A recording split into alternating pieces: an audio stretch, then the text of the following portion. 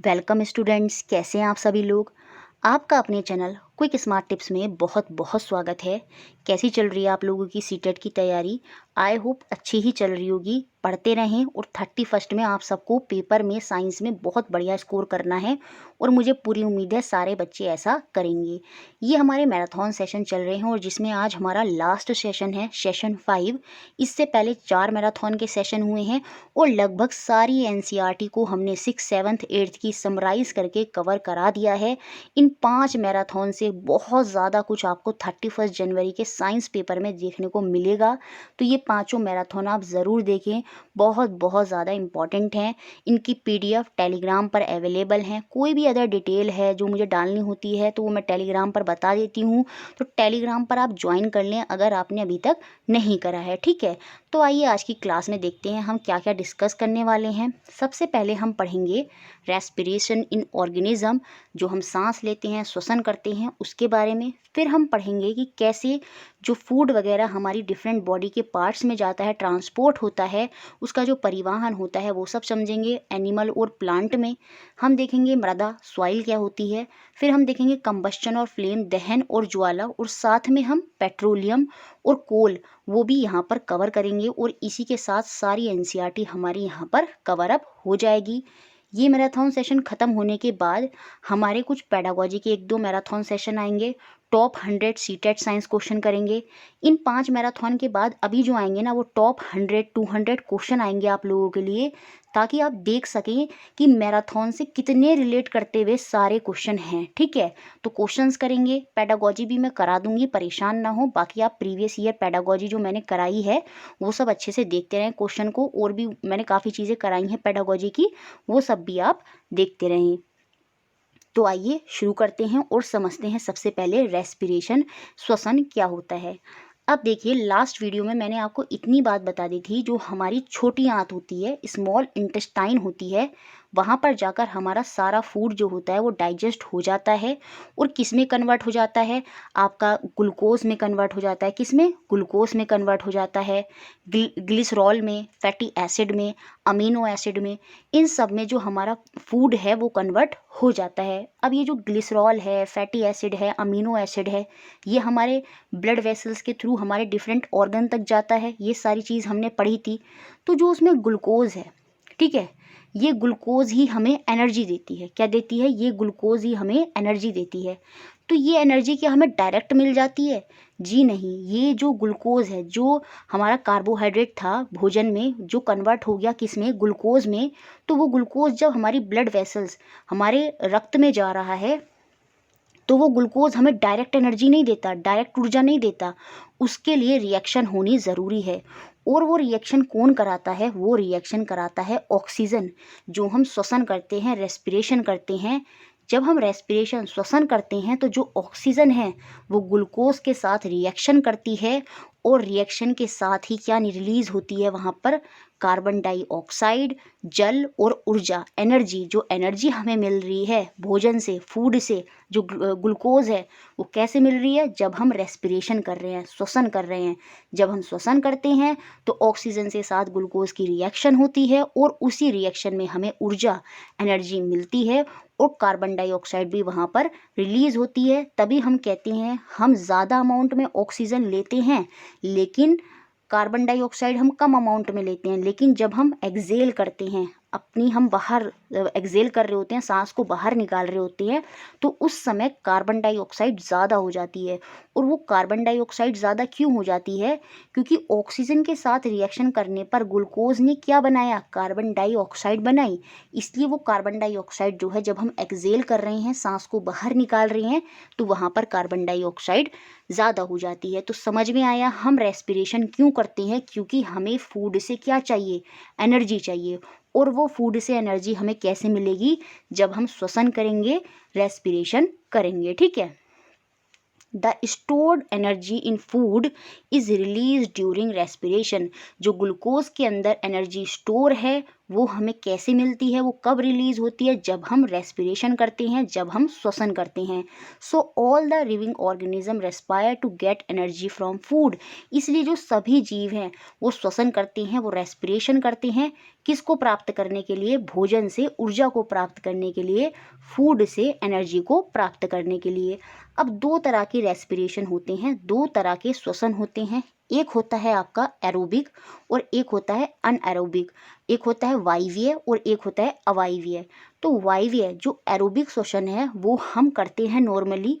उसमें क्या होता है, जो फूड है, जो हमारा ग्लूकोज है इनसाइड द सेल, अब वो सेल में मतलब हमारे ब्लड के अंदर है, ब्लड के सेल के अंदर है, वो फूड जो ग्लूकोज है वो रिएक्शन करता है किसके साथ, ऑक्सीजन के साथ, और डिसइंटीग्रेट करता है, बाहर निकालता है क्या, कार्बन डाइऑक्साइड, वाटर और ऑक्सीजन। याद रखिए, ग्लूकोज जब ऑक्सीजन के साथ रिएक्शन करता है तो क्या रिलीज होता है, कार्बन डाइऑक्साइड, जल और एनर्जी।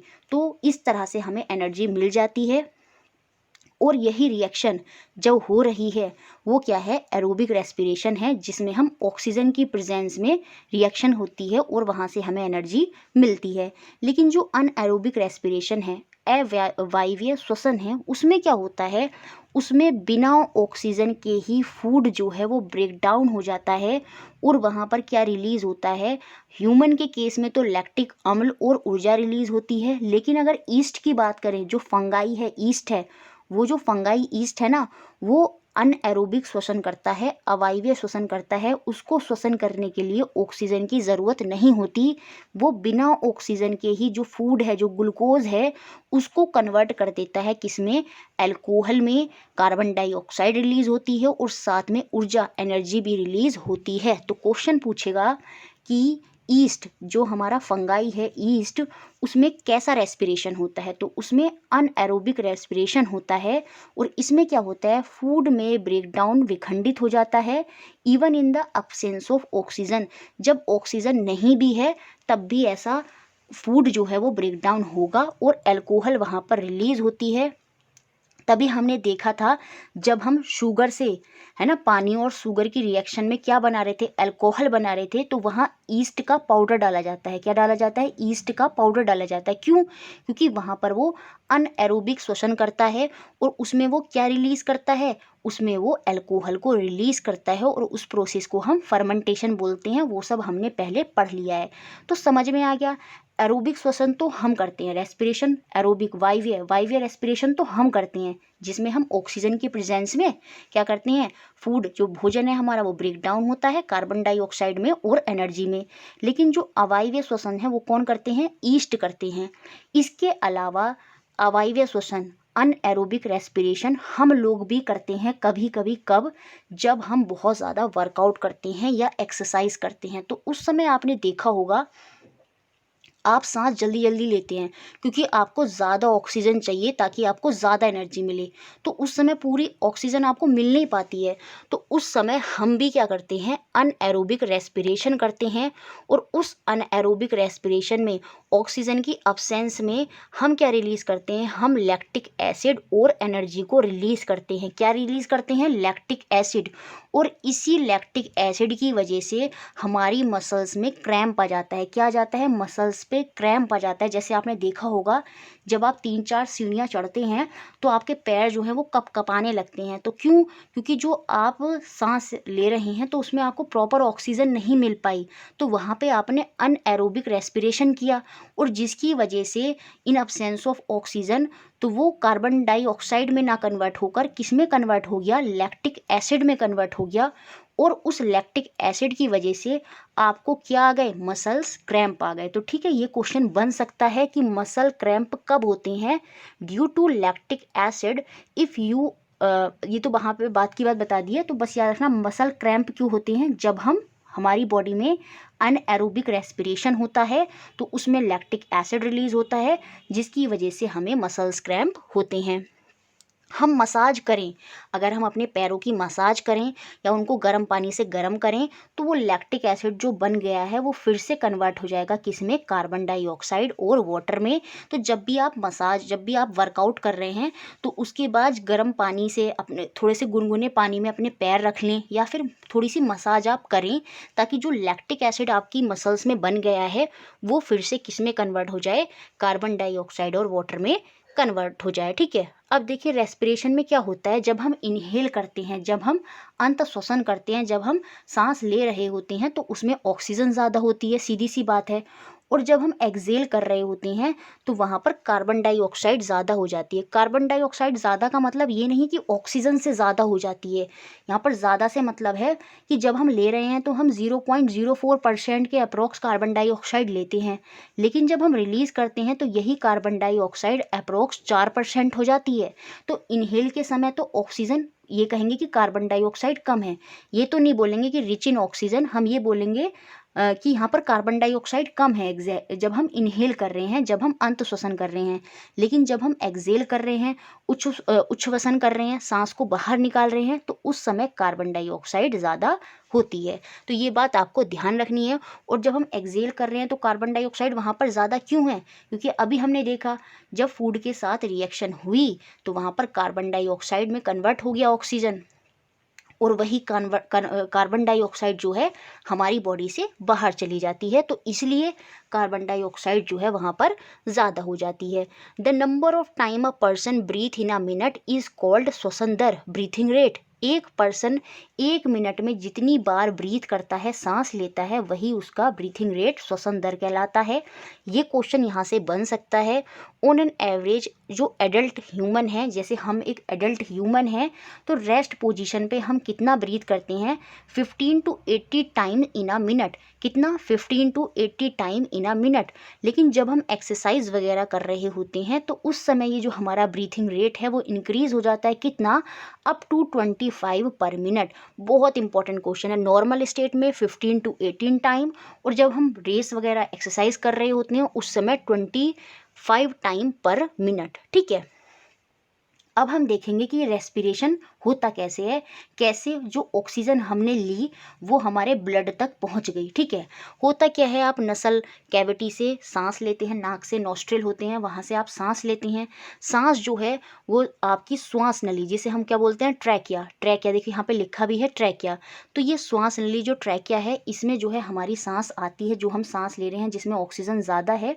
ठीक है। फिर वो आगे जाके 2 भागों में बढ़ जाती है, जिसे हम श्वासनी या ब्रोंकाई या ब्रोंकस कहते हैं। ठीक है। ब्रोंकाई एक को कहेंगे, दोनों को हम ब्रोंकस कहेंगे, नहीं, एक को ब्रोंकस, दोनों को ब्रोंकाई कहेंगे। ठीक है। इस तरह से होता है। जैसे देखिए ट्रैकिया है, तो एक ट्रैकिया इधर, इधर और इधर, ऐसे 2 पार्टों में ये बट जाता है, 2 पार्टों में ये बट जाता है।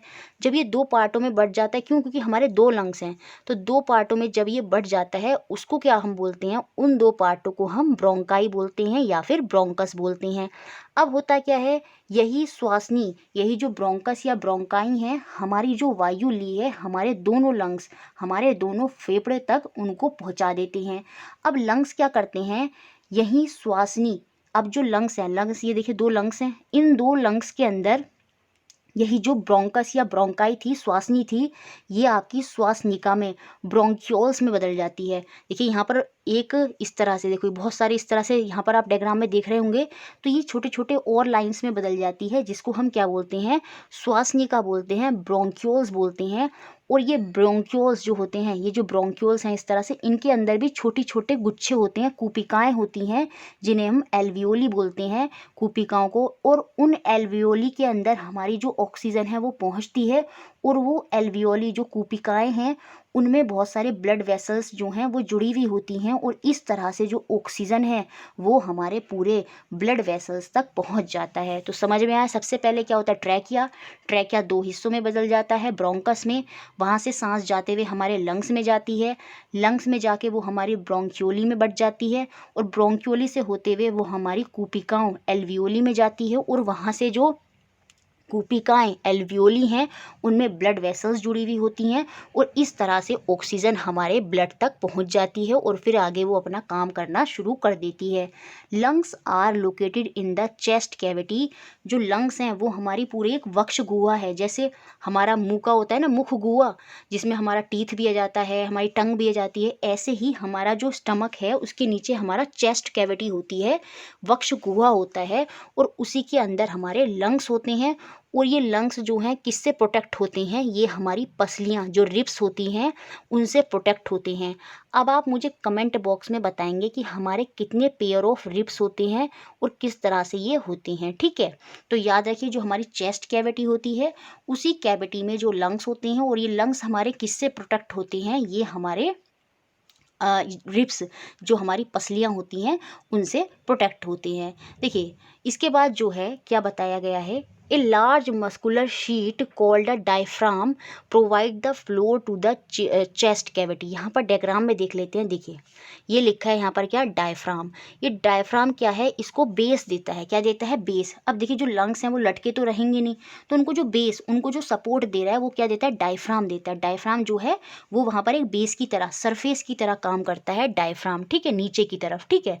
तो ये जो लार्ज मस्कुलर शीट होती है इसे ही हम डायफ्राम कहते हैं और ये फ्लोर की तरह काम करती है किसके लिए, चेस्ट कैविटी के लिए, वक्ष गुहा के लिए।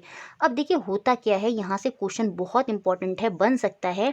जब हम इनहेल करते हैं, जब हम अंत श्वसन करते हैं, सांस को लेते हैं, तो उस समय जो हमारी रिफ्स हैं, पसलियाँ हैं, वो बाहर की तरफ मूव अप हो जाती हैं और आउटवर्ड हो जाती हैं। जब आप सांस लेके देखिए तो आपकी जो पसलियाँ हैं वो ऊपर की तरफ हो जाएंगी, मूव अप हो जाएंगी और बढ़ जाएंगी, आउटवर्ड हो जाएंगी। क्यों, क्योंकि उन्हें बहुत सारी सांस अपने अंदर लेनी है, ऑक्सीजन को लेना है, तो इस वजह से एक तो वो ऊपर की तरफ हो जाती हैं और आउटवर्ड हो जाती हैं, बढ़ जाती हैं।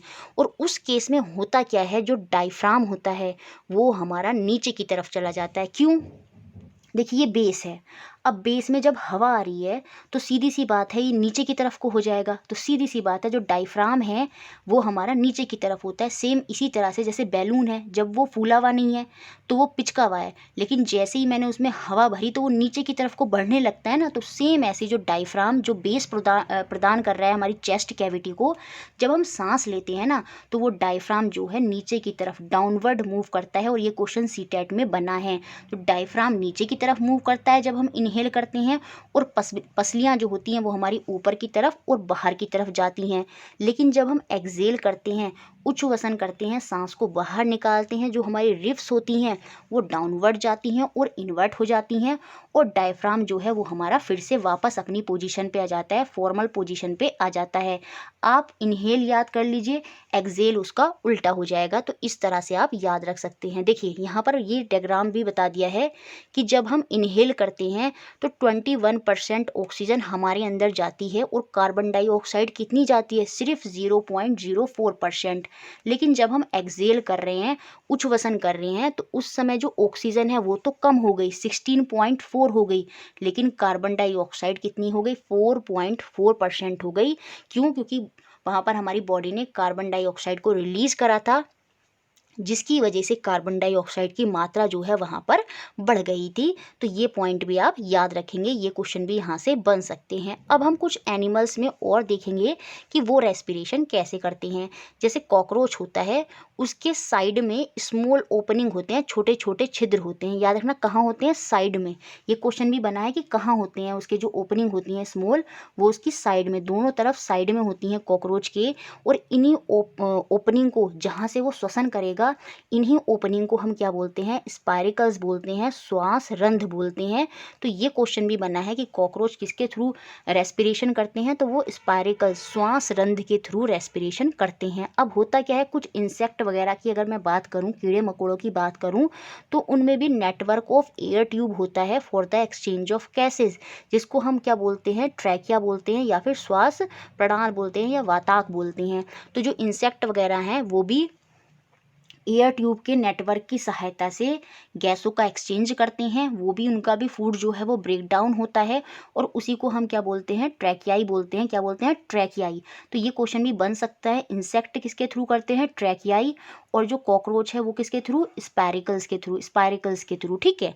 उसके अलावा जो फ्रॉग है, फ्रॉग, जिसे हम क्या बोलते हैं, मेंढक। मेंढक और अर्थवाम जो केचुआ होता है वो ब्रीथ करते हैं अपनी स्किन से। तो ये क्वेश्चन बन सकता है कौन अपनी स्किन, त्वचा से ब्रीथ करता है, तो वो फ्रॉग और अर्थवॉर्म। फ्रॉग जो होता है वो लंग से भी करता है, जब ये लैंड में होता है, जब ये स्थल पे होता है तो ये फेफड़ों, लंग से ब्रीथ करता है, लेकिन जब ये पानी में होता है तो ये अपनी स्किन से ब्रीथ करता है। तो याद रखिएगा, फ्रॉग और अर्थवॉर्म जो हैं वो अपनी स्किन से ब्रीथ करते हैं, because of which the skin of both the organism is moist and सिलिमी।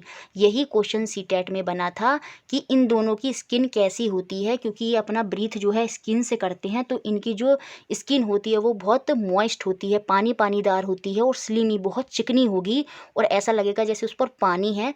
तो मॉइस्ट और स्लिमी स्किन होती है इनकी, ठीक है। और याद रखिएगा, फ्रॉग जो होता है वो लंग से भी ब्रीथ करता है जब वो लैंड पर होता है। अब अगर मैं फिश की बात करूं तो फिश अपने गिल्स के थ्रू ऑक्सीजन को, जो पानी में ऑक्सीजन है उसको लेते हैं। तो फिश क्लोम, जिसको क्या बोलते हैं, क्लोम या गिल, इनके सहायता से क्या करते हैं, ऑक्सीजन जो पानी के अंदर घुली हुई है उसको लेते हैं, एब्जॉर्व करते हैं ऑक्सीजन को जो पानी में डिजॉल्व होती है।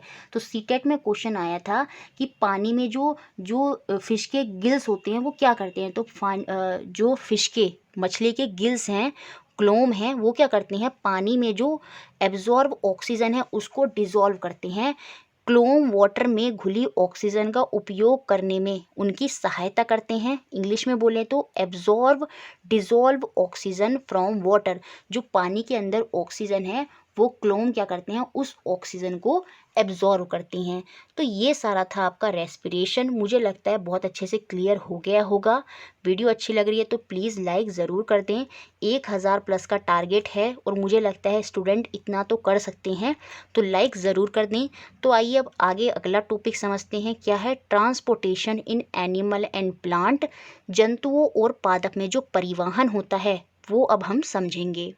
देखिए, ट्रांसपोर्टेशन जो है ना वो हमने ऑलमोस्ट लगभग समझ लिया है। कैसे, मैंने आपको बताया था जो स्मॉल इंटेस्टाइन से हमारे amino acid, fatty acid, glycerol, glucose हैं वो हमारे ब्लड की सहायता से ब्लड वेसल से होते हुए हमारे डिफरेंट ऑर्गन में जाते हैं, हमारे डिफरेंट अंगों तक जाते हैं। तो वो ले जाने का काम ही तो क्या है, इधर से उधर जाने का काम ही क्या कहलाता है, ट्रांसपोर्ट। तो वही ट्रांसपोर्टेशन है हमारी बॉडी के अंदर। प्लांट एंड एनिमल में जो सब्सटेंसेस हैं जब हम उनको अलग अलग पार्ट तक पहुंचाते हैं तो वही आपका ट्रांसपोर्टेशन होता है, परिवहन होता है। अब ये ट्रांसपोर्टेशन कौन कौन कर रहा है इसको समझना है। अब देखिए, स्मॉल इंटेस्टाइन से जो जितने भी ये जो डाइजेस्टेड फूड कन्वर्ट हो गया था glucose, fatty acid, amino acid में, तो वो किस में आ रहा था, वो ब्लड के अंदर आ रहा था। किसके अंदर आ रहा था, ब्लड के अंदर। जो सेल हैं वो वहाँ उसको एब्जॉर्व कर लेते हैं। और ये ब्लड जो हमारा है वो किसकी सहायता से जाता है, वो ब्लड वेसल्स की सहायता से जाता है। रक्त की जो नलियाँ होती हैं उनके अंदर ये ब्लड जाता है। अब ये जो ब्लड जा रहा है इसको स्पीड कौन दे रहा है, पानी को अगर आपको एक जगह से दूसरी जगह ले जाना है तो उसको प्रेशर देना होगा, स्पीड वहाँ पर होगी। तो पानी को, तो वहाँ पर हम टंकी के थ्रू उसमें प्रेशर होता है। तो यहाँ पर प्रेशर कौन देता है कि किस वजह से ये जो ब्लड है रक्त वाहिनियों में चलता चला जाता है। यहाँ पर ये काम करता है हमारा हार्ट। हार्ट क्या करता है, हमारा जो हृदय है वो हमारे रक्त को पंप करता है और इसको प्रेशर देता है, जिसकी वजह से ये जो है हमारे अलग अलग ऑर्गन तक जाता है। तो यहाँ पर हमने 3 चीज़ें देखी। एक था ब्लड जो हमारे सारे सब्सटेंसेस को लेकर जाएगा, और वो ब्लड किसके अंदर है, वो ब्लड वेसल्स के अंदर है, रक्त वाहिनी के अंदर है। और इस ब्लड को प्रेशर कौन दे रहा है, वो हमारा हार्ट दे रहा है, हृदय दे रहा है। तो ये तीनों, ब्लड, ब्लड वेसल और हमारा हार्ट, ये तीनों मिलकर ही क्या बनाते हैं, सर्कुलेटरी सिस्टम बनाते हैं, परिसंचरण तंत्र बनाते हैं। और इसकी खोज किसने की थी, विलियम हार्वे ने। तो ये क्वेश्चन भी बन जाएगा सीटेट में, सर्कुलेटरी सिस्टम को किसने डिस्कवर किया, विलियम हार्वे ने। तो एक एक करके सारे पढ़ेंगे कि ब्लड क्या है, ब्लड वेसल्स क्या है, और हमारा हार्ट कैसे फंक्शनिंग करता है। अगर मैं ब्लड की बात करूं तो ब्लड क्या कर रहा है, जितने भी जो फूड है, डाइजेस्टेड फूड है स्मॉल इंटेस्टाइन से, वो हमारे अलग अलग पार्ट तक लेकर जाता है ब्लड वेसल्स की सहायता से, रक्त वाहिनियों की सहायता से।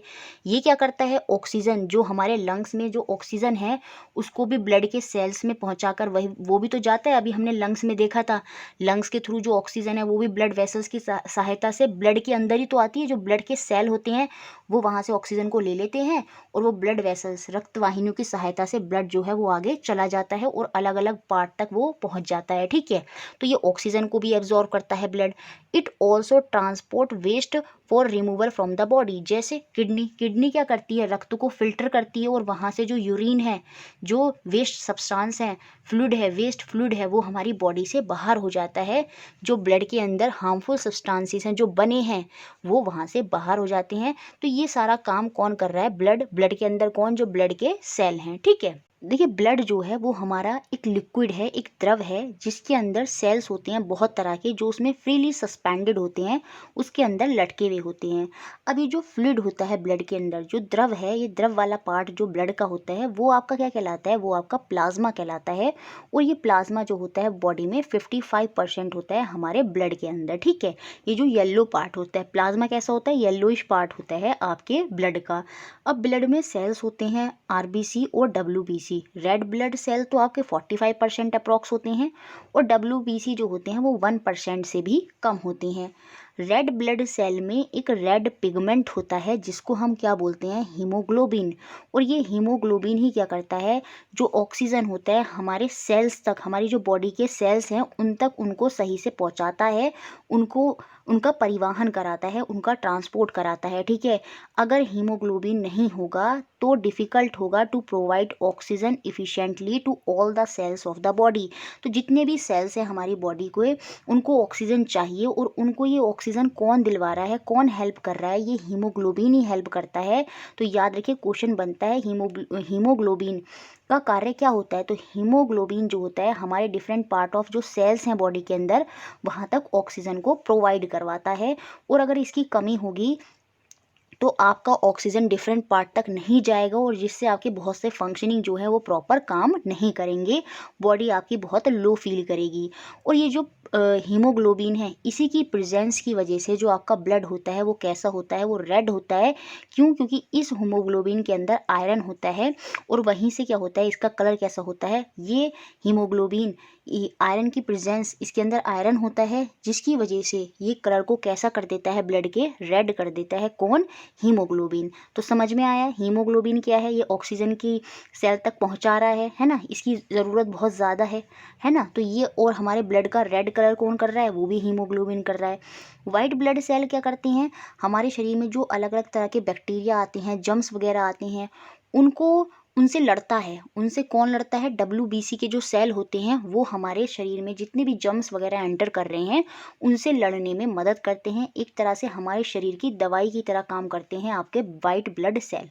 एक और पार्ट होता है हमारा ब्लड के अंदर जिसे हम बोलते हैं क्या, प्लेटलेट्स। अब देखिए होता क्या है, आपके अगर चोट लग जाती है तो ब्लड निकलता है और वो ब्लड कुछ समय बाद रुक जाता है। तो वो रुक क्यों जाता है, क्योंकि ब्लड का वहाँ पर क्लॉट बन जाता है, थक्का बन जाता है। तो जो ब्लड का वो क्लॉट बन रहा है, थक्का बन रहा है, वो किसकी वजह से बन रहा है, because of the presence of another type of cell in blood जिसको हम क्या बोलते हैं, प्लेटलेट्स बोलते हैं। और यही हमारे रक्त का थक्का बनाते हैं। अगर हमारे ब्लड में प्लेटलेट सही से काम नहीं कर रही हैं, रक्त का थक्का सही से नहीं बन रहा है, तो कौन सा हार्मोन है जो इसके लिए रिस्पॉन्सिबल होता है, ये आप मुझे कमेंट बॉक्स में बताएंगे। बहुत ही सिंपल सा एच से उसका नाम है, बताइए वो कौन सा हार्मोन है। ठीक है, तो ये सारा था जो हमें ब्लड के बारे में देखने था। अब इसके बाद हम देखेंगे कि स्पंदन दर क्या होती है, जो हमारी बीट्स होती हैं, जो जो हमारा हृदय है वो जो लप डप करता है, वो बीट्स पर मिनट कितनी बीट्स करता है पर मिनट में, वही हमारा पल्स रेट होता है। और एक रेस्टिंग पर्सन में ये जो पल्स रेट होता है वो कितना होता है, 72 टू 80 बीट्स पर मिनट होता है। कितना, 72 टू 80 बीट्स पर मिनट। ये पॉइंट बहुत इंपॉर्टेंट है, याद रखिएगा। अब देखिए जो हमारी बॉडी है उसमें दो तरह की ब्लड वेसल्स होती हैं, नलियाँ होती हैं। एक होती हैं आपकी आर्टरीज जिन्हें हम धमनी बोलते हैं, एक होती हैं वेन जिन्हें हम शिरा बोलते हैं। ये जो आर्टरीज होती हैं, ये जो धमनी होती हैं, ये हमारा देखिए बीच में हमारा ये हार्ट है। तो हार्ट से जो ऑक्सीजनेटेड, जिसमें ऑक्सीजन ज़्यादा है, उस वाले ब्लड को हमारे डिफरेंट बॉडी के पार्ट्स तक लेकर जाती हैं। तो ऑक्सीजनेटेड, ऑक्सीजन जो रिच वाला ब्लड है, उसको हमारे हार्ट से, हमारे हृदय से, हमारे डिफरेंट पार्ट ऑफ बॉडी तक लेकर जाती हैं। कौन? आर्टरीज। ये कहाँ से लेके जा रही है? हमारे हार्ट से बॉडी तक। कौन सा रक्त? शुद्ध रक्त। वो कौन है? आर्टरीज है। इसका एक एक्सेप्शन भी है, पल्मोनरी आर्टरी। वो हृदय से लेकर तो जाती है, लेकिन वो रिच, जो ऑक्सीजन रिच ब्लड है उसको नहीं लेकर जाती, कार्बन डाइऑक्साइड रिच ब्लड को लेकर जाती है हमारे लंग्स तक। ठीक है, तो एक एक्सेप्शन भी है।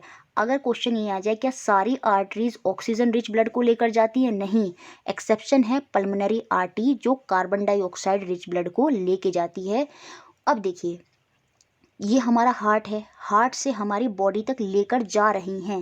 तो यहाँ पर इनकी जो ब्लड का फ्लो होता है इनमें, वो बहुत रैपिड होता है, बहुत तेज़ी से होता है और बहुत ही हाई प्रेशर पर होता है। जो ब्लड है वो वहाँ पर उसको पंप कर रहा है, और पंप की वजह से जो इनकी प्रेशर है वो बहुत हाई होगा, और उसकी वजह से ही जो हमारी धमनियाँ हैं, जो आर्टरीज़ हैं, इनकी जो वॉल होती है, जो इनके किनारे होते हैं, इनकी जो वॉल होती है वो कैसी होती है? वो थिक होती है, वो मोटी होती है, और साथ में लचीली होती है, इलास्टिक होती है। अगर मैं वेंस की बात करूं तो ये क्या करती हैं, जैसे हृदय से हमारे डिफरेंट पार्ट तक ब्लड गया, उसके बाद वहाँ से जब ऑक्सीजन कार्बन डाइऑक्साइड में बदल गई और ब्लड सेल के अंदर हमारी कार्बन डाइऑक्साइड आ गई, तो उस कार्बन डाइऑक्साइड वाले ब्लड को फिर से हमारे हार्ट तक ले जाने का काम कौन करती हैं? वो हमारी वेंस करती हैं, शिरा करती हैं। तो इनमें कार्बन डाइऑक्साइड रिच ब्लड होता है। इसमें भी एक्सेप्शन है, कौन? पल्मोनरी वेन, पल्मोनरी शिरा। ये क्या करती है? ये शुद्ध रक्त को लेकर जाती है हमारे हृदय तक। देखिए, आर्टरीज जो हैं वो हृदय से लाती हैं, और जो वेन्स होती हैं, जो शिरा होती हैं, वो हृदय तक लेकर जाती हैं कार्बन डाइऑक्साइड रिच ब्लड को। अब देखिए, क्योंकि ये लेकर जा रही हैं तो यहाँ पर स्पीड बहुत ज़्यादा नहीं होती, जिसकी वजह से इनकी जो वॉल होती है वो कैसी होती है? वो थिन होती है, थोड़ी पतली होती है। अब देखिए, इनके अंदर जो होता है कुछ वेल्व्स होते हैं जो प्रेजेंट होते हैं, जिसकी वजह से ये क्या करती हैं? ब्लड जो होता है वो सीधा ऊपर की तरफ को ही फ्लो करता है, वापस नहीं आता।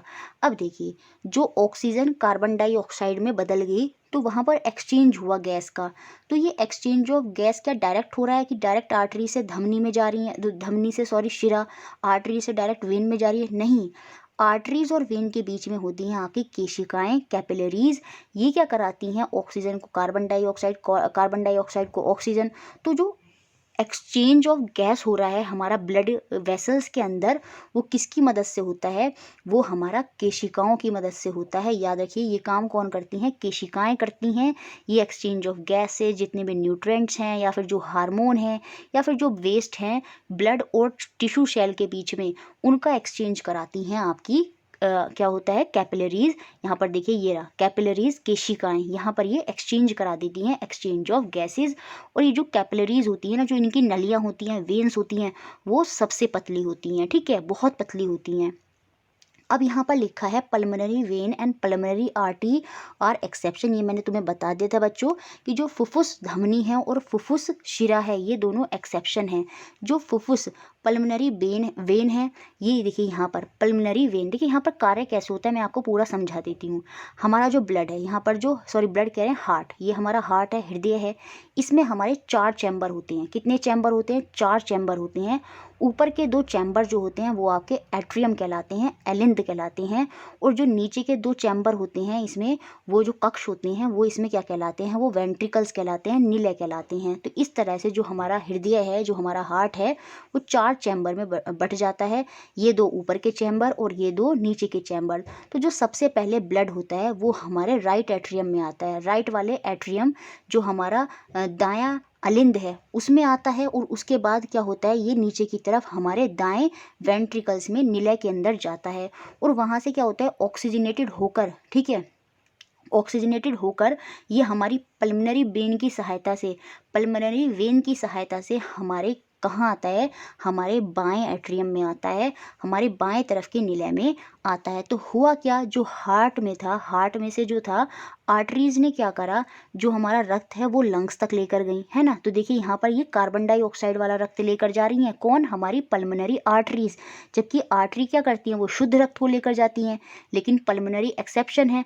लेकिन ये हार्ट से ले जाने का ही काम कर रही हैं। पल्मोनरी हार्ट से जो आर्टरीज़ होती हैं, जो धमनियाँ होती हैं, वो लेकर जाती हैं, और वेन जो है वो लेकर जाती हैं, और वेन जो है वो वापस हार्ट तक उसको पहुंचाती हैं। तो हार्ट से हमारे लंग तक, बॉडी पार्ट तक लेकर जा रही है आर्टरी, लेकिन कैसा रक्त है यहाँ पर, अशुद्ध रक्त है। उसके बाद वो ऑक्सीजनेट होता है, और उसके बाद वो पल्मोनरी वेन की सहायता से, शिरा की सहायता से हमारे लेफ्ट एट्रियम में आता है, और उसके बाद वो फिर इस तरह से आर्टरीज़ में जाता है। फिर हमारा वो जो वेन्स है फिर उसको अशुद्ध रक्त को वापस लाती हैं। फिर ये अशुद्ध रक्त जो है हमारे लंग्स तक जाता है, और शुद्ध होने के बाद हमारे यहाँ आता है। ये शुद्ध रक्त हमारी आर्टरी की सहायता से हमारे शरीर में जाता है ना। ये पूरा प्रोसेस यहाँ पर चलता रहता है। पहले जो अशुद्ध रक्त है वो आर्टरी की सहायता से हमारे लंग्स में जाता है। फिर ये जब हम सांस लेते हैं तो लंग्स क्या कर देता है, वो इसको शुद्ध करके, जो शुद्ध वाला रक्त है वो पल्मोनरी वेन लेकर आ रही है, और वहाँ से फिर ये आर्टरीज़ की सहायता से हमारे पार्ट्स में जाता है, और वहाँ से फिर से वेन्स जो हैं हमारे हार्ट तक इसको वापस ले आती हैं। तो इस तरह से पूरा काम यहाँ पर होता है। तो पल्मोनरी आर्टरी और पल्मोनरी वेन जो है वो यहाँ पर एक्सेप्शन है। और ज़्यादा डिटेल में पढ़ना है तो आप टॉपिक सीरीज़ में पढ़ें, वहाँ पर मैंने बहुत ज़्यादा डिटेल में इनको बताया है। तो ये पॉइंट आपको याद रखना है। ब्लड जो है वो फर्स्ट कहाँ एंटर करता है, हमारे राइट एट्रियम में, दाएं अलिंद में आता है। उसके बाद हमारे दाएं वेंट्रिकल निलय के अंदर जाता है, और ऑक्सीजनेट होने के बाद जब लंग उसको ऑक्सीजनेट कर देता है, उसके अंदर ऑक्सीजन आ जाती है ब्लड के अंदर, तो वो हमारे लेफ्ट एट्रियम में बाएं निलय के अंदर आकर पल्मोनरी वेन की सहायता से पहुंचता है। ये रही पल्मोनरी वेन, इनकी सहायता से ये इधर की तरफ आ जाता है। ठीक है, जो इम्पोर्टेंट पॉइंट है, पंप करता है एक तो हमारा हार्ट ब्लड को। ठीक है, जो इम्पोर्टेंट पॉइंट है वो ये याद रखना है कि आर्टरी, जो धमनियाँ होती हैं वो हृदय से लेकर जाती हैं। चाहे देखो यहाँ पर हो, यहाँ पर भी लेकर जा रही हैं, चाहे यहाँ से यहाँ तक लेकर जा रही हैं, लेकिन ये हृदय से क्या कर रही हैं, लेकर जा रही हैं। लेकिन वो जो वेन होती हैं, जो शिराएँ होती हैं, वो हृदय तक वापस लाती हैं, चाहे वो इधर से शुद्ध को ला रही हों, चाहे वो इधर से अशुद्ध को ला रही हों। तो वेन जो है वो हृदय तक वापस लाती हैं, और आर्टरी, जो धमनियाँ होती हैं, वो हृदय तक लाने के बाद उसको वापस हमारी बॉडी में पहुँचाती हैं। अब यहाँ पर ये लिखा है, जैसे जो एनिमल होते हैं स्पॉन्जी और हाइड्रा, ये क्या होते हैं, इनके अंदर कोई सर्कुलेटरी सिस्टम नहीं होता। तो ये क्वेश्चन बन सकता है, क्या स्पॉन्जेस और हाइड्रा में कोई सर्कुलेटरी सिस्टम होता है? नहीं, ये वाटर की सहायता से, जो वाटर होता है ये उसी को लेते हैं, और वहीं से जो फूड है वो ब्रेक डाउन हो जाता है, और जो कार्बन डाइऑक्साइड है वो उस पानी की सहायता से ही बाहर निकल जाती है। ठीक है, अब हम बात करेंगे किडनी की। देखिए, पंप होने के बाद जो है ब्लड है वो हमारी किडनी तक भी आता है। किडनी क्या करती हैं, हमारे ब्लड को फ़िल्टर करती हैं। तो फ़िल्टर का काम जो है वो हमारी किडनीज़ करती हैं। ठीक है, ब्लड को फ़िल्टर करना होता है। हमारी 2 किडनी होती हैं। अब यहाँ पर क्या होता है, जो ब्लड होता है उसके अंदर यूज़फुल और हार्मफुल सब्सटेंस दोनों होते हैं। तो जो यूज़फुल सब्सटेंस, जो लाभदायक पदार्थ हैं, वो तो हमारे रक्त में, हमारे ब्लड में वापस चले जाते हैं। लेकिन जो वेस्ट सब्सटेंसेस हैं वो किडनी क्या करती है, उनको फ़िल्टर कर देती है, और वाटर की सहायता से, ठीक है, डिज़ोल्व इन, वो जो होते हैं, जो वेस्ट सब्सटेंसेस हैं वो रक्त से निकलकर हमारे वाटर में डिज़ोल्व हो जाते हैं, और फिर उसके बाद वो रिमूव्ड हो जाते हैं। कैसे? As a urine. तो जो यूरिन पास हो रहा है वो किडनी ही क्या कर रही है, रक्त को फ़िल्टर कर रही है, और वहाँ से जो ब्लड फ़िल्टर हो रहा है, जो वेस्ट हैं वो डिज़ोल्व होते हैं वाटर में, और वो फिर वो यूरिन की सहायता से बॉडी से बाहर निकल जाते हैं। उसके बाद जो यूरिन है, यूरिन तो एंड में पास होगा, तो वो किस तरह से जाता है, ये पूरा प्रोसेस सीटेट में 2 बार पूछा गया है। सबसे पहले किडनी होंगी, ब्लड को फ़िल्टर करा, ठीक है, उसके बाद जो यूरिन बना है वो यूरिन जो है यूरेटर क्या होती हैं, ये ट्यूब्स होती हैं, दोनों ट्यूब्स हैं यूरेटर। इन यूरेटर ट्यूब्स की सहायता से ये जो यूरिन होता है वो हमारे यूरिनरी ब्लैडर के अंदर आता है, और यूरिनरी ब्लैडर से जो यूरेथ्रा होता है, जहाँ पे ओपनिंग होती है, जहाँ से हमारा जो यूरिन है बॉडी से बाहर निकल जाता है, यूरेथ्रा जो होता है उसके बाद ये बॉडी से बाहर निकल जाता है। तो सही सीक्वेंस आपको पता होना चाहिए।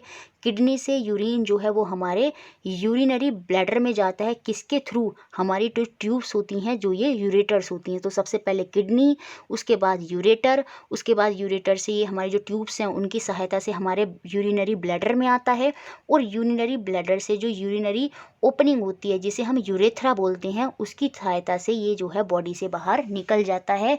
ये सीक्वेंस याद होना चाहिए।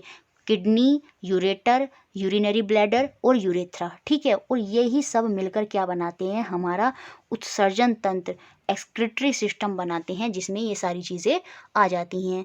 अब जो ये यूरिन होता है, इसमें 95% वाटर होता है, 2.5% यूरिया होता है। यही क्वेश्चन सीटेट में आया है कि यूरिन कंसिस्ट व्हाट? यूरिया। तो ऑप्शन में यूरिया था, तो 2.5% यूरिया, वाटर नहीं था ऑप्शन में। वाटर तो होता ही होता है, लेकिन 2.5% इसमें यूरिया होता है, और 2.5% इसमें कुछ अदर वेस्ट सब्सटेंसेस होते हैं हमारे यूरिन में। तो इस तरह से किडनी जो है फिल्टर कर देती हैं हमारे ब्लड को, ठीक है। तो ये सब ट्रांसपोर्टेशन में ही आता है, और एक्सक्रीटरी सिस्टम में हमारी किडनी, यूरेटर, फिर हमारा यूरिनरी ब्लैडर, यूरेथ्रा, ये सब मिलकर हमारा एक्सक्रीटरी सिस्टम बना देती हैं। अब देखिए, जब किडनी कभी कभी हमारी सही से फंक्शनिंग नहीं करती, तो उस समय ब्लड फिल्टर नहीं होता और फिर यूरिन भी पास नहीं होगा। तो उस समय इंसान को डायलिसिस, एक मशीन होती है जिसकी थ्रू फिर क्या होता है, ब्लड को फिल्टर कराया जाता है, जिसे हम आर्टिफिशियल किडनी बोलते हैं, और यही प्रोसेस आपका डायलिसिस कहलाता है। बहुत लोगों का आपने सुना होगा कि डायलिसिस होता है, तो डायलिसिस में यही होता है, उनकी किडनी प्रॉपर फंक्शनिंग नहीं कर रही होती है, तो वो काम आर्टिफिशियल किडनी डायलिसिस वहाँ पर करता है। अब जो फिश होती है, फिश जो होती है, मछली जो है, वो अपने वेस्ट को एक्सक्रीट करती है, किसकी फॉर्म में? गैस की फॉर्म में, जिसे हम क्या बोलते हैं? अमोनिया बोलते हैं। और वो जो अमोनिया है वो डायरेक्टली डिसॉल्व हो जाता है कहाँ पर? वाटर में। अब देखिए, जो प्लांट होते हैं ना, वो भी बहुत सारा पानी रिलीज़ करते हैं अपनी लीफ से, अपनी पत्तियों से। किस प्रोसेस की सहायता से? ट्रांसपिरेशन, वाष्पोत्सर्जन। वाष्पोत्सर्जन में होता क्या है? देखिए, प्लांट जो सॉइल है उसमें बहुत सारा पानी रूट्स की सहायता तक उन तक पहुंचता है। कौन से टिश्यू से? जाइलम से, ठीक है। कौन से टिश्यू से पानी जो है प्लांट के डिफरेंट पार्ट तक पहुंचता है? याद रखिएगा, वो कौन सा ऊतक है, कौन सा टिश्यू है? वो आपका जाइलम होता है। तो जाइलम की सहायता से पानी पहुंचता है, तो बहुत सारा पानी होता है, तो कुछ ही पानी चाहिए होता है प्लांट को। और उसके बाद जो बचा हुआ पानी होता है ना, वो प्लांट के लीव्स की सहायता से एज इट इज़ वेपर बन के बाहर निकल जाता है, और यही प्रोसेस आपका ट्रांसपिरेशन होता है, वाष्पोत्सर्जन होता है। और जो हमारी लीव्स के अंदर क्या होते हैं? स्टोमेटा होते हैं, रंध्र होते हैं, छिद्र होते हैं, उनकी सहायता से ये पानी बाहर निकल जाता है। और यहाँ पर जो पानी बाहर निकलता है वो कौन सा प्रोसेस होता है? वो सकन पुल होता है, मतलब खिंचाव होता है उसमें। जैसे आप जूस पीते हैं तो स्ट्रॉ उसमें डालते हैं, तो स्ट्रॉ में क्या करते हैं? आपको खींचना पड़ता है, तो सेम ऐसा ही खिंचाव इसके अंदर होता है। और यहाँ में क्या होता है? पानी जो है वो बाहर निकल जाता है, और इसी वजह से जो प्लांट का आसपास का एरिया होता है वो कैसा होता है? वो काफ़ी ठंडा होता है, ठीक है। तो यही पूरा आपका ट्रांसपिरेशन होता है, वाष्पोत्सर्जन होता है। और इस पानी को कौन पहुंचाता है? ये जाइलम पहुंचाता है, जाइलम ऊतक, जाइलम टिश्यू। और जो ट्रांसपोर्टेशन ऑफ फूड होता है प्लांट के अंदर, वो कौन करता है?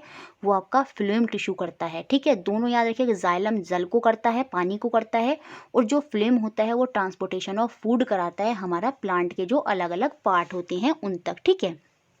एक और इम्पोर्टेंट पॉइंट है जो आपको याद रखना है। जो कुछ लैंड एनिमल होते हैं, जैसे कि बर्ड, लिजार्ड, स्नेक, ये क्या एक्सक्रीट करते हैं? ये एक सेमी सॉलिड वेस्ट एक्सक्रीट करते हैं, जो कि वाइट कलर का होता है, जिसे हम क्या बोलते हैं? Uric acid. तो सीधा सा क्वेश्चन आएगा, lizard, bird, snake excrete semi solid waste white coloured compound, what is that? तो वो जो वाइट कलर्ड कंपाउंड होता है वो आपका यूरिक एसिड होता है। तो ये सारे इंपॉर्टेंट पॉइंट थे जो हमें ट्रांसपोर्टेशन ऑफ उसमें पढ़ने थे, प्लांट एंड एनिमल में। मुझे लगता है काफ़ी सब कुछ क्लियर हो गया होगा। तो जो नेक्स्ट टॉपिक अब हम पढ़ेंगे वो है हमारा सॉइल, मृदा। देखिए, जो सॉइल टॉपिक है ये बहुत सिंपल है, और बहुत इंपॉर्टेंट पॉइंट यहाँ हमें समझने हैं। आप उनको अच्छे से समझ लेंगे और यहाँ से फिर आपका जो क्वेश्चन आना है अगर आता है तो वो बाहर नहीं जाएगा। सबसे पहले हमें देखना है कि सॉइल कैसे बनती है। सॉइल बनती है जब चट्टानें टूटती हैं, breaking down of the rock. अब ये चट्टानें टूटेंगी कैसे, या तो हवा की वजह से, या पानी की वजह से, या क्लाइमेट जलवायु की वजह से। और ये जो चट्टानों के टूटने की वजह से जो सॉइल बन रही है, सॉइल का फॉर्मेशन हो रहा है, यही प्रोसेस आपका वेदरिंग कहलाता है, अपक्षय कहलाता है। तो सीधा कथन में क्वेश्चन आएगा क्या वेदरिंग, वेदरिंग क्या है? तो वेदरिंग क्या होता है? Breaking down of rock due to which soil formed, जिसकी वजह से सॉइल फॉर्म्ड होती है। और ये ब्रेकडाउन जो चट्टानों का हो रहा है, ये किसकी वजह से होगा? ये या तो हवा की वजह से होगा, ये पानी की वजह से होगा, या फिर ये क्लाइमेट की वजह से होगा। अब एनसीईआरटी में एक एग्जाम्पल के थ्रू समझाया है कि कैसे सॉइल के अंदर बहुत सारे अलग अलग सब्सटेंस होते हैं, या अलग अलग तरह की सॉइल भी उसके अंदर होती है। करा क्या है इन्होंने, बहुत सारी सॉइल लेंगे, मिट्टी लेंगे और उसको उठाकर पानी में डाल देंगे। पानी में डालते ही जो कंकड़ वगैरह हैं, ग्रेवल्स हैं, वो उसमें नीचे आ जाएंगे। अगर उसके अंदर रेत है, सैंड है, तो वो उसके ऊपर आ जाएगी। उसके ऊपर आपकी जो पतले पार्टिकल वाली मिट्टी होती है, क्ले सॉइल होती है, वो उसके ऊपर आ जाएगी। और सबसे ऊपर तो पानी रहेगा ही, और उससे ऊपर पानी के अंदर आप देखेंगे अगर उसमें थोड़े बहुत वेस्ट सब्सटेंसेस हैं, जैसे पत्तियां वगैरह हैं या मरे हुए कीड़े मकोड़े हैं, तो वो सब ऊपर तैरने लगेंगे। और वो जो पानी के ऊपर तैर रहे हैं कीड़े मकोड़े या पत्तियां, तो वो आपके ह्यूमस की तरह कार्य करती हैं। और उसे हम क्या बोलते हैं? सड़े गले जो जैव पदार्थ हैं, रॉटिंग डेड मैटर हैं, चाहे वो प्लांट के हों चाहे वो एनिमल के हों, तो वो ह्यूमस की तरह कार्य करते हैं सॉइल के अंदर। और इनके अंदर बहुत सारे इंपॉर्टेंट खनिज होते हैं और बहुत सारे न्यूट्रिएंट्स होते हैं जो हमारे प्लांट को चाहिए होते हैं। तो ये जो ह्यूमस है, ये एक तरह से नेचुरल खाद की तरह काम करता है सॉइल के अंदर।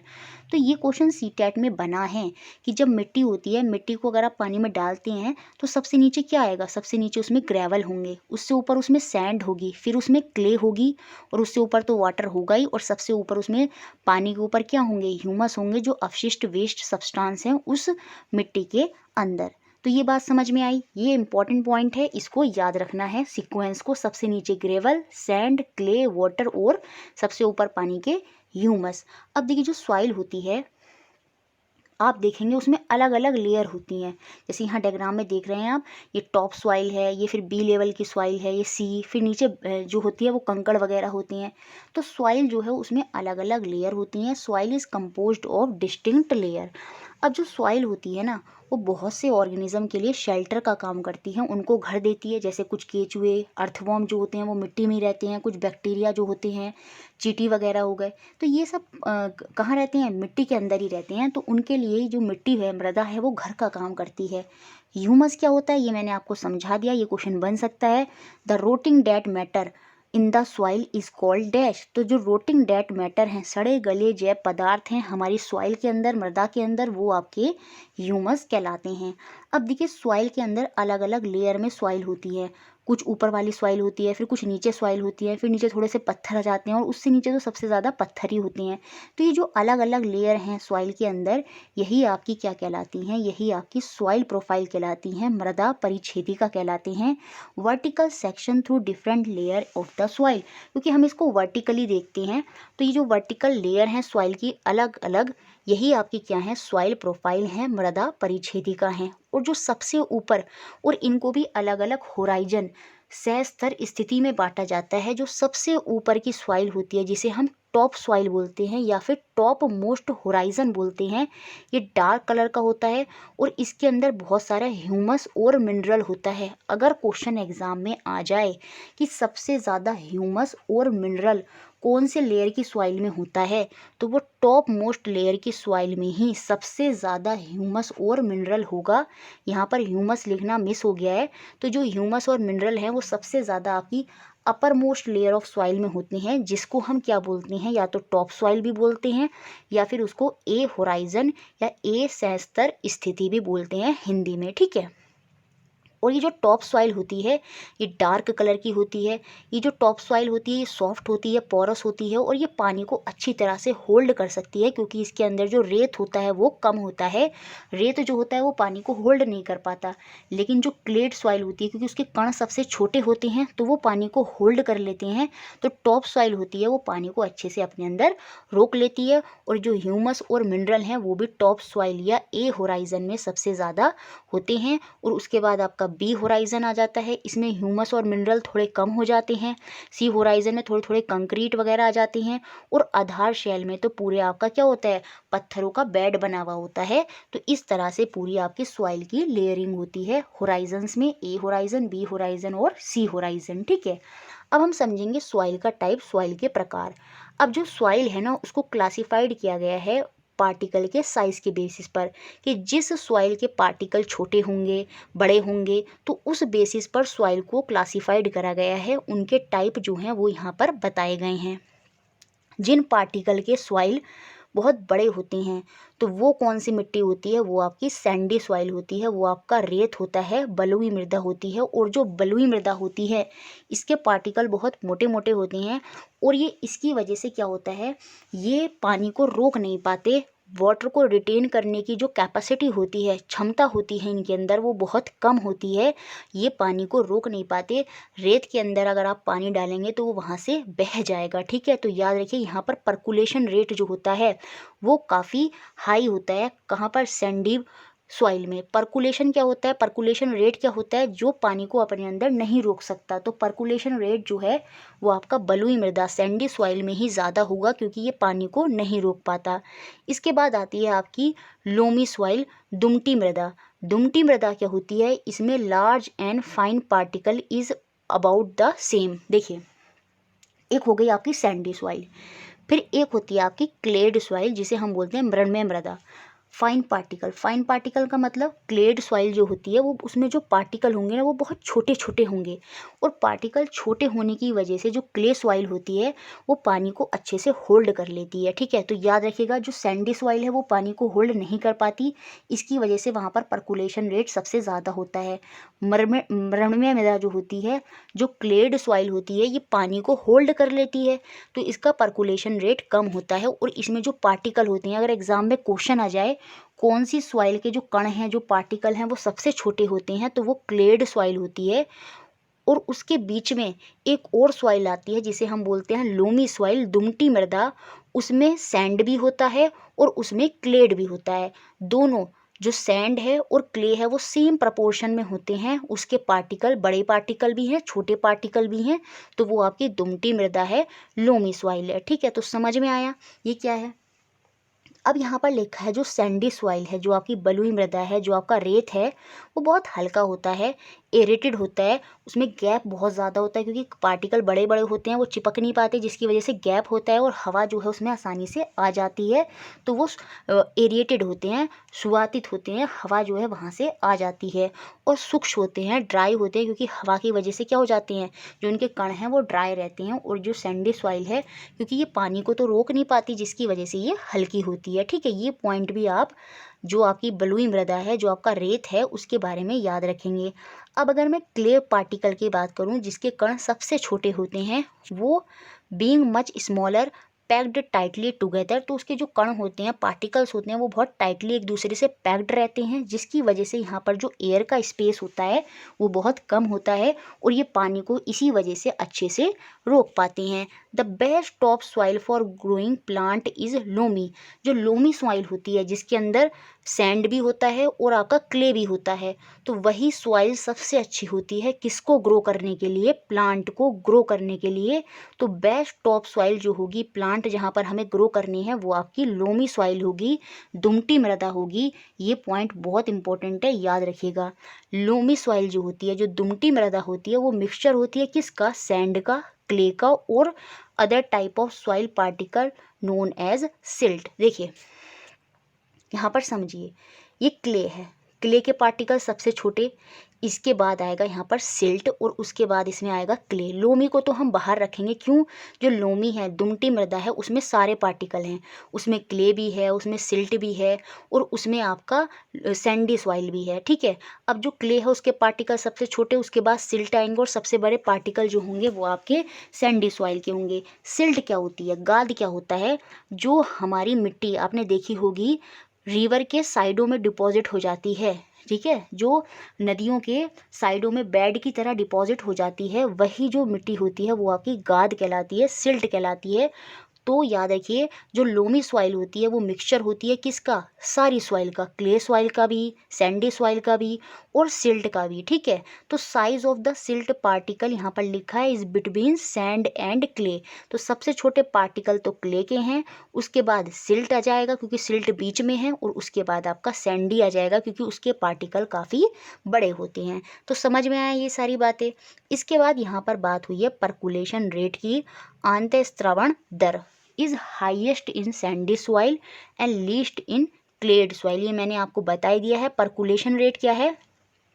पानी को होल्ड ना करने की क्षमता सैंडी सॉइल में सबसे ज़्यादा होती है। सैंडी सॉइल का परकुलेशन रेट सबसे हाई होता है क्योंकि वो पानी को होल्ड कर ही नहीं पाता, और ये जो पानी को होल्ड ना करने की क्षमता होती है यही उसका परकुलेशन रेट होता है, जो कि सैंडी सॉइल में ज़्यादा होगा और जो क्लेड सॉइल है उसमें कम होता है। इसका फॉर्मूला भी है amount of water upon percolation time. तो वहाँ से आपका परकुलेशन रेट जो है वो निकल कर आ जाएगा। एक न्यूमेरिक बन सकता है, आपको वाटर का अमाउंट दे देगा और आपको परकुलेशन का टाइम दे देगा, और आपसे फिर पूछेगा परकुलेशन रेट बताओ, तो वाटर के अपॉन में टाइम रख देना और वहाँ से आपका परकुलेशन रेट जो है वो निकल कर आ जाएगा। अब आपने समर डे में, हॉट समर डे में देखा होगा जो रेत होती है वो आपको बहुत चमकती हुई दिखाई देती है ना? तो वो क्यों होता है?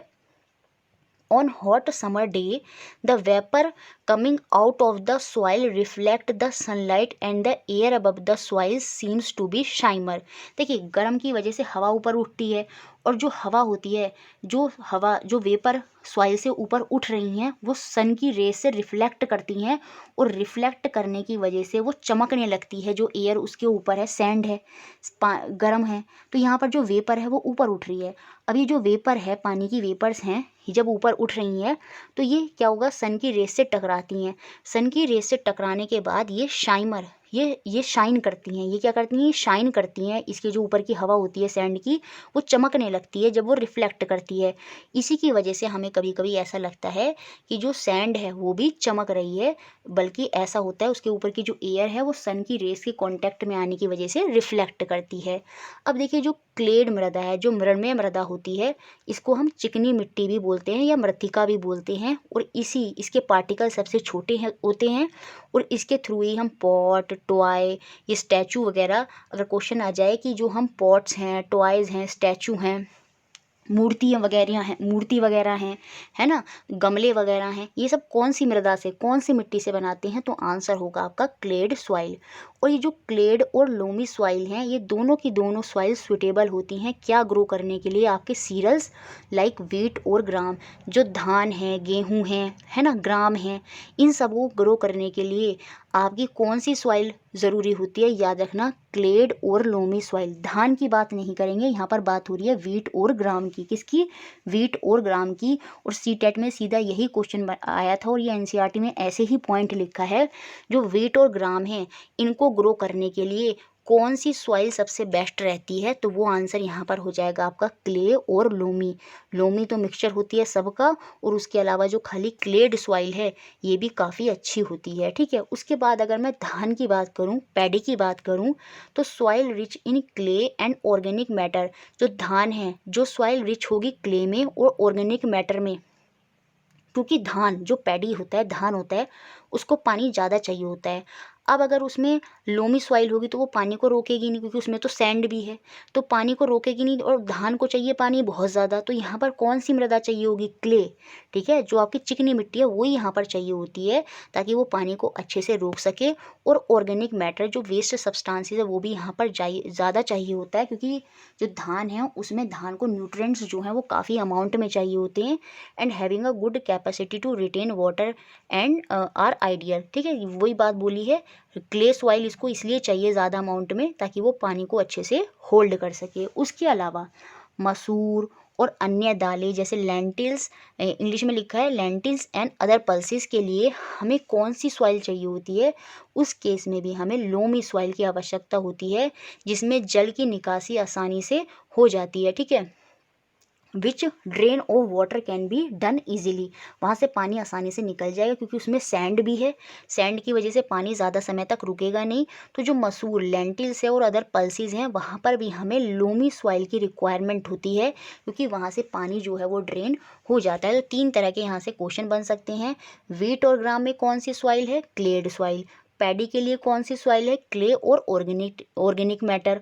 और आपकी लेंटिल्स और अदर पल्सेस के लिए कौन सी सॉइल चाहिए, तो वो हो जाएगा आपका लोमी सॉइल। बाकी कपास जो आपका कॉटन होता है उसके लिए कौन सी सॉइल चाहिए, या तो बलुई दोमट होनी चाहिए या फिर दोमट होनी चाहिए, या तो आपकी सैंडी लोमी हो या फिर खाली आपकी लोमी हो, तो वो वाली सॉइल हमें चाहिए होती है क्योंकि कॉटन के लिए ज़्यादा पानी की ज़रूरत होती नहीं है। ठीक है, तो ताकि पानी आसानी से निकल जाए इसलिए हमारी सॉइल कैसी होनी चाहिए, या तो सैंडी होनी चाहिए या फिर वो कैसी होनी चाहिए, सैंडी लोमी होनी चाहिए या फिर खाली वो लोमी होनी चाहिए।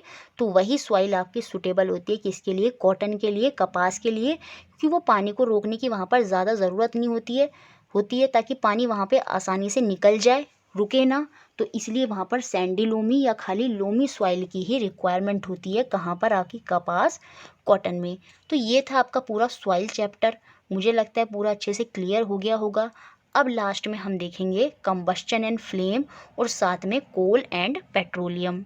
देखिए, ये जो चैप्टर है आपका कोल और पेट्रोलियम साथ में दहन और ज्वाला, कंबस्चन एंड फ्लेम, ये आपका थ्योरेटिकल चैप्टर है।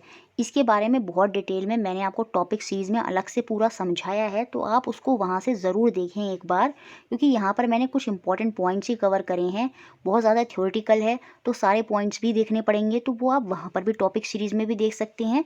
बाकी कुछ जो इंपॉर्टेंट पॉइंट हैं वो मैंने यहाँ पर भी इसमें अच्छे से समझा दिए हैं। अब देखिए, सबसे पहले हम कोल और पेट्रोलियम को समझेंगे। और कोल और पेट्रोलियम हमारे ये भी नेचुरल रिसोर्सेज हैं। जब हमारी पृथ्वी का निर्माण हुआ था तो उस समय ही ये हमारे अवशिष्ट वेस्ट मटेरियल जो पृथ्वी के अंदर दब गए थे, उनसे ही हमें ये कोल और पेट्रोलियम मिले हैं। तो ये भी आपके नेचुरल सब्सटेंस हैं।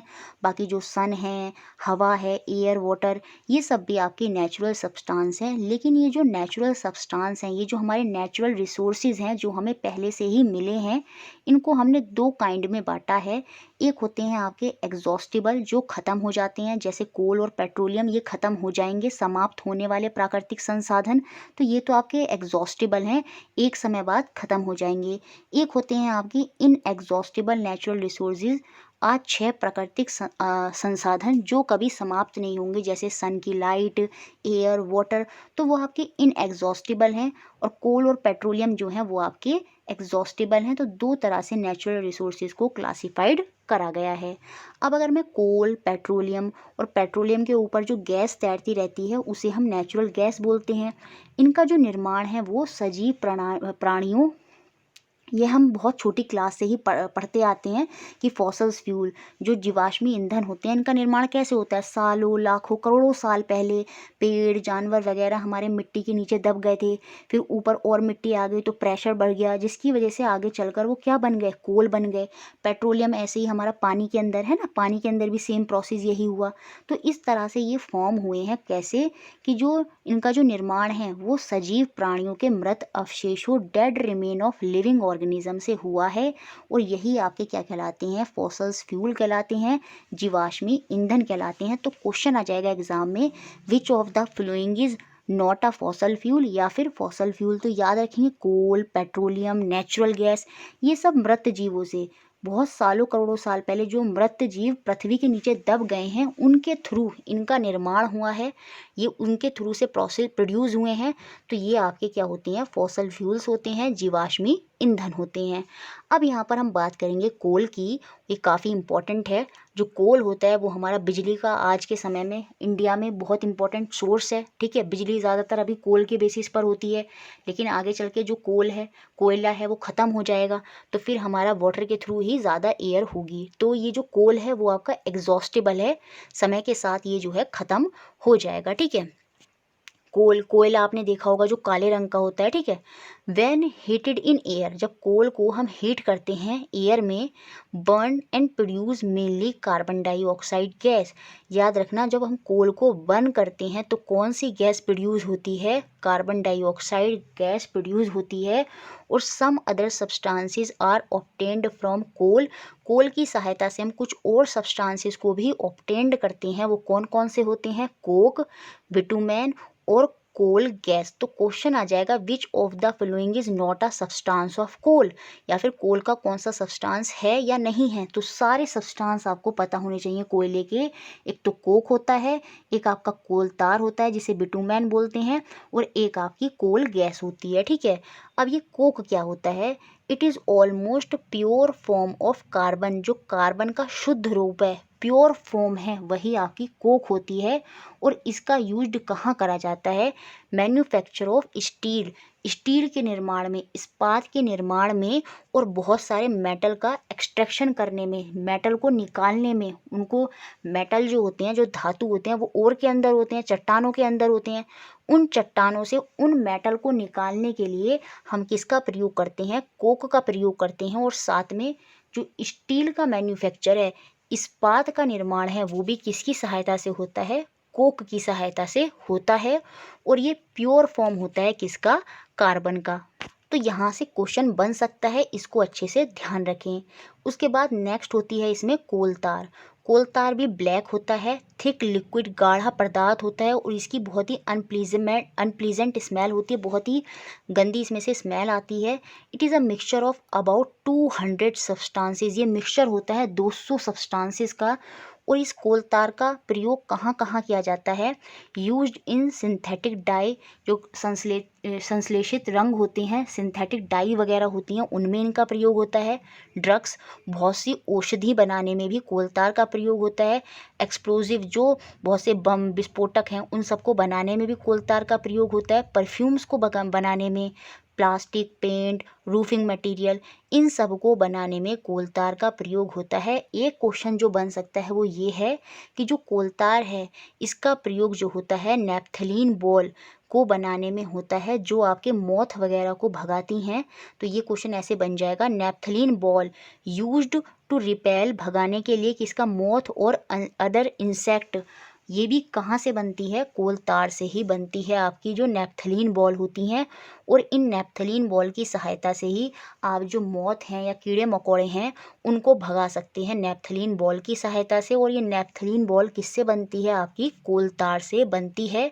These days a bitumen, a petroleum product is used instead of these, coal tar की जगह आजकल सड़क बनाने में, पहले सड़क बनाने में कोल तार का यूज़ होता था। देखिए यहाँ पर बिटुमेन लिख दिया है, ये गलत है।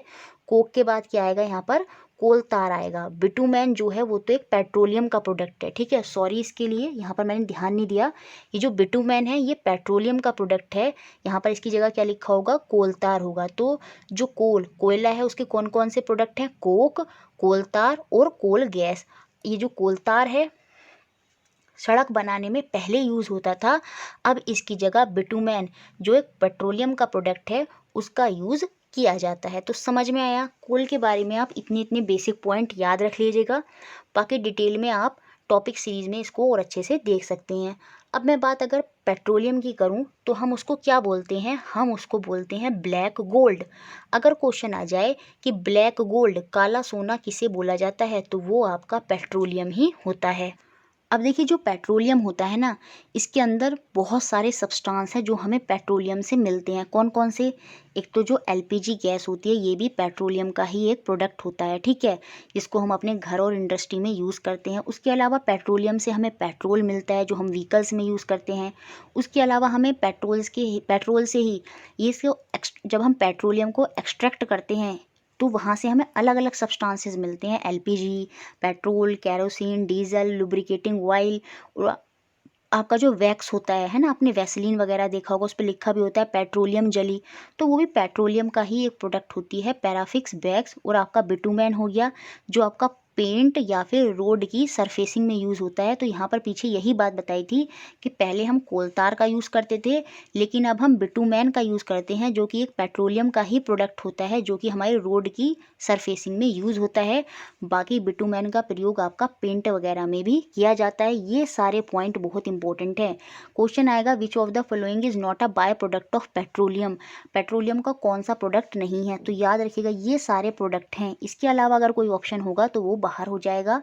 Petrol, kerosene, diesel, LPG, lubricating oil, paraffin bags और बिटुमेन, ये सारे के सारे पेट्रोलियम के ही प्रोडक्ट हैं। और ये जो पेट्रोलियम है ये कैसे फॉर्म्ड होता है? ये भी वही है, लिविंग ऑर्गेनिज्म जो हमारे पानी के अंदर, सी के अंदर जो लिविंग ऑर्गेनिज्म दब गए थे, वहाँ से ही आपका पेट्रोलियम फॉर्म हुआ है।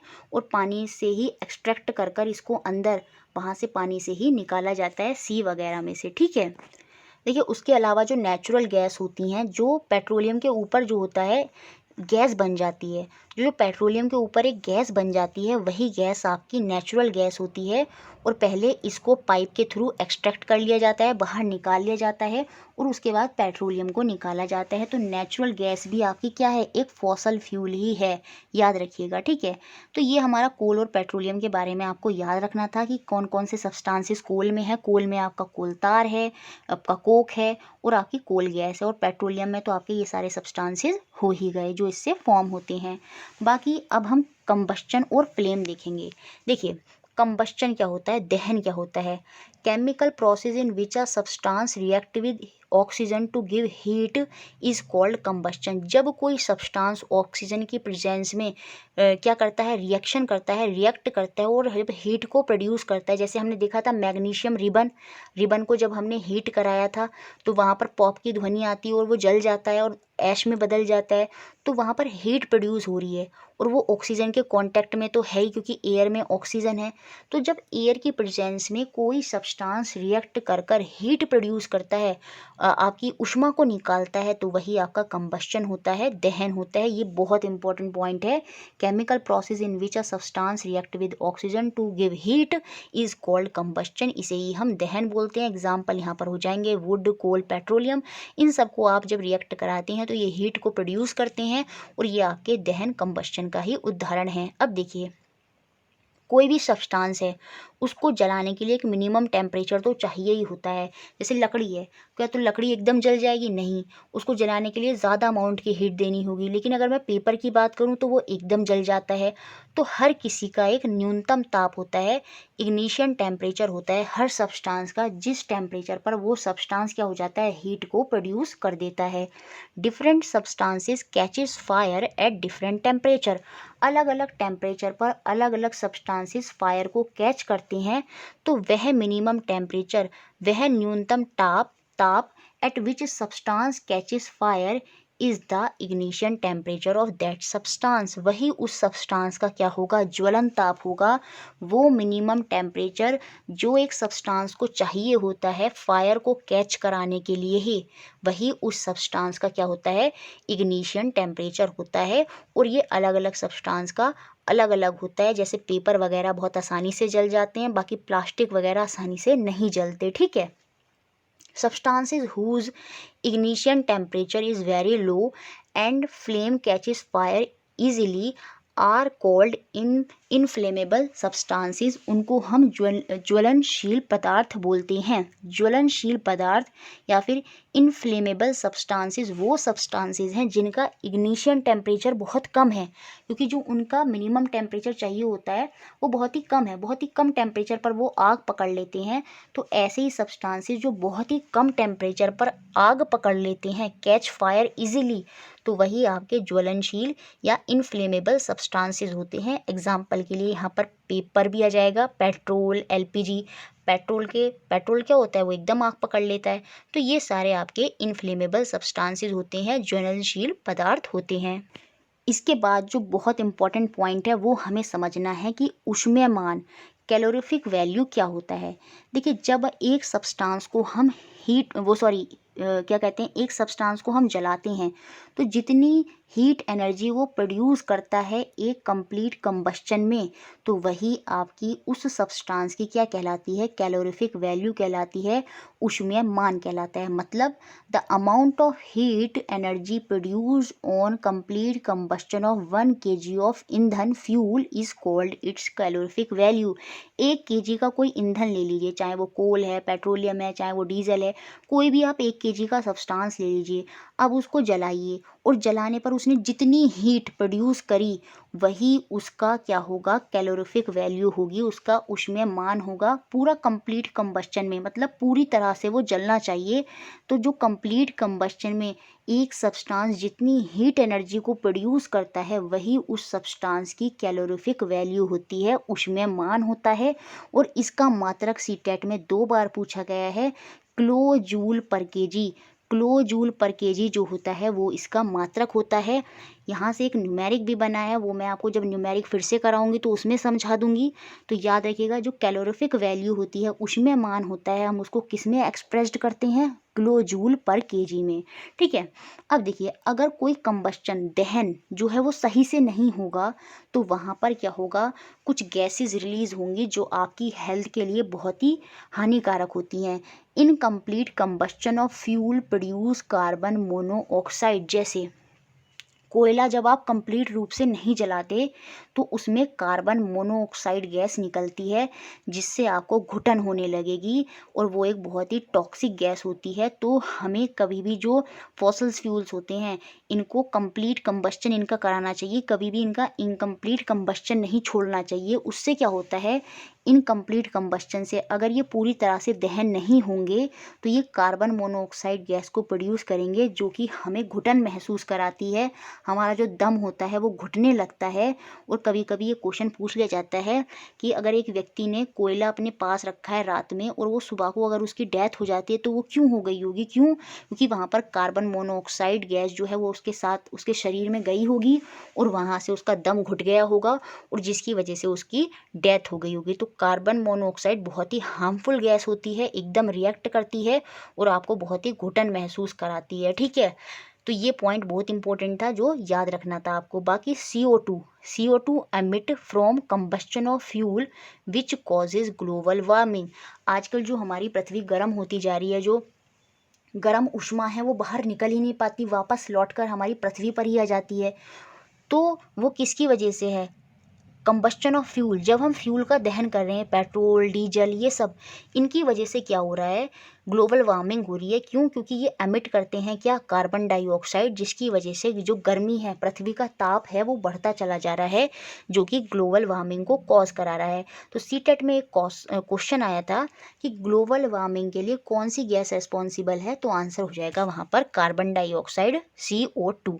उसके अलावा जब हम बर्न करते हैं फॉसल फ्यूल को, जैसे पेट्रोलियम डीजल इन सब को, तो ये क्या क्रिएट करते हैं, ये सल्फर डाइऑक्साइड और ऑक्साइड और नाइट्रोजन फॉर्म कराते हैं जिसकी वजह से क्या होती है, आपकी अम्लीय वर्षा होती है, एसिड रेन होती है। तो याद रखिए, burning of fossil fuel is mainly responsible for creation of sulfur dioxide and oxide of nitrogen. तो सल्फर डाइऑक्साइड और ये जो नाइट्रोजन के ऑक्साइड होते हैं ये क्या कराते हैं, ये एसिड रेन को फॉर्म कराते हैं जो कि बहुत ही हार्मफुल होती है हमारे जितने भी मॉन्यूमेंट्स वगैरह हैं उनके लिए।